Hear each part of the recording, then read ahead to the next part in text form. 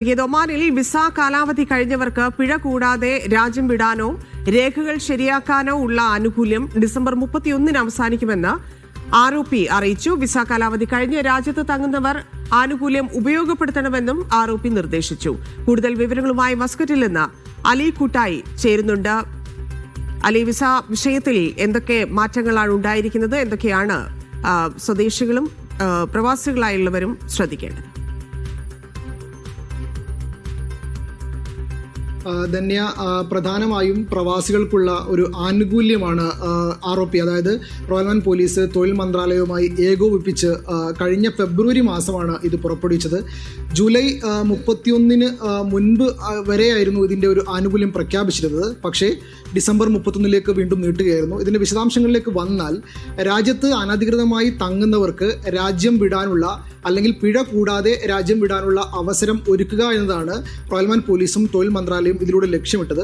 ഇതിൽ തന്നെ വിസിറ്റിംഗ് വിസയിൽ വന്നവർ, അതുപോലെ തന്നെ ടൂറിസ്റ്റ് വിസയിൽ വന്നവർ, നിരവധി ആളുകൾ, പ്രവാസികളടക്കമുള്ള ആളുകൾ, വിവിധ ജോലികൾ ചെയ്യുന്നവരുണ്ട്.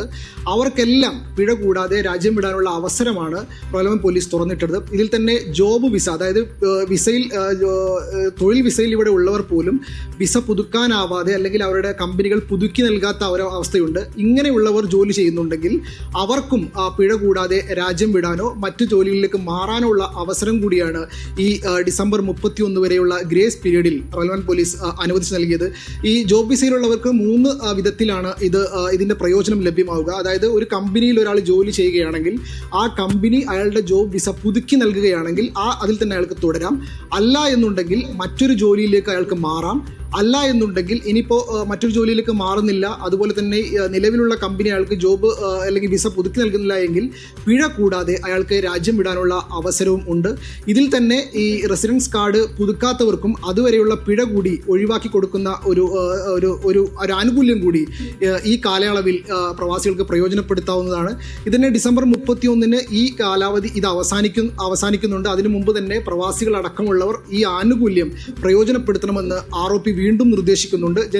ഡിസംബർ 31 ശേഷം, അതായത് ജനുവരി 1 മുതൽ ഒരു അപേക്ഷയും ഇത് സംബന്ധിച്ച് സ്വീകരിക്കുകയില്ല എന്നും ആർഒപി പ്രത്യേകം ഓർമ്മപ്പെടുത്തുന്നുണ്ട്. പ്രവാസികൾ അടക്കമുള്ളവർക്ക് ഈ കാര്യം മനസ്സിലാകുന്നതിന് വേണ്ടി ഹിന്ദി അടക്കമുള്ള ഭാഷകളിൽ ആർഒപി ഇത് സംബന്ധിച്ച വീഡിയോയും പുറത്തിറക്കിയിട്ടുണ്ട്.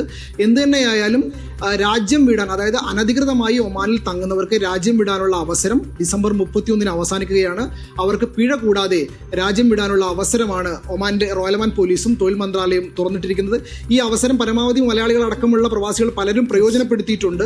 ജൂലൈ 31 ഇത് അവസാനിക്കുമ്പോൾ കൂടുതൽ ആളുകൾക്ക് ഇതിൻ്റെ ആവശ്യം ഉണ്ട് എന്ന അടിസ്ഥാനത്തിൽ തന്നെയാണ് ഇത് ഡിസംബർ 31 വരെ നീട്ടിയത്. പല ആളുകളും തൊഴിൽ മന്ത്രാലയവുമായി ബന്ധപ്പെട്ട് ഇത് നീട്ടിത്തരണമെന്ന് അപേക്ഷിക്കുകയും അവർ തങ്ങളുടെ രേഖകൾ ശരിയാക്കാനുള്ള സമയം എടുക്കുകയും ഡിസംബർ 31 ഇത് നീട്ടുകയായിരുന്നു. നമ്മളുമായി ബന്ധപ്പെട്ട പല മലയാളികളും ഇത് സംബന്ധിച്ച് അവർ രേഖകൾ ശരിയാക്കുകയും മറ്റു ജോലികളിലേക്ക് മാറുകയും പലരും നാട്ടിലേക്ക് മടങ്ങുകയും ചെയ്തിട്ടുണ്ട്. ഇനി അനധികൃതമായി ആരെങ്കിലും ഒമാനിൽ തങ്ങുന്നുണ്ടെങ്കിൽ അവർക്ക് തങ്ങളുടെ സ്റ്റാറ്റസ് ശരിയാക്കാനും അല്ലെങ്കിൽ പിഴ കൂടാതെ രാജ്യം വിടാനുള്ള അവസരം കൂടിയാണ് ഈ ഒരു ആനുകൂല്യം കൊണ്ട് സാധ്യമാകുന്നത്.